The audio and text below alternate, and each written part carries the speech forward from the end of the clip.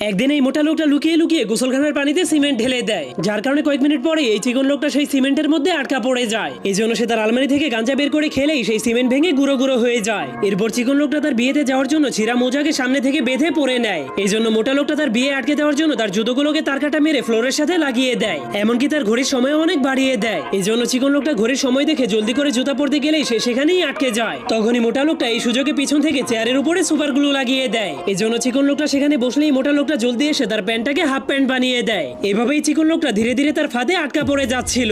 এমনকি মোটা লোকটা লুকিয়ে লুকিয়ে তার আয়নাতে ব্রাশ লাগিয়ে দেয়। এই জন্য চিকন লোকটা আয়নাতে নিজের চেহারা দেখার পর মনে করে তার দাড়িগুলো অনেক বড় হয়ে গিয়েছে। এই জন্য সে মেশিন দিয়ে তার দাড়িগুলোকে কাটতে গেলেই মোটা লোকটা খাম্বার উপরে উঠে ভিডিওটি ভালো লাগলে সাবস্ক্রাইব করে কমেন্ট করে ভিডিও একটা লাইক দাও, অবশ্যই দিয়ে যাবেন। আমার মামার অ্যাকাউন্ট সবাই মোটা লোকটা তাকে নিয়ে মজা করতে শুরু করে দেয়। এই জন্য চিকন লোকটা অনেক রেগে তাকে মারতে গেলে সে দেখতে পায় তার বিয়ের সময় হয়ে গিয়েছে। এই জন্য সে জলদি করে একটা ব্যারেল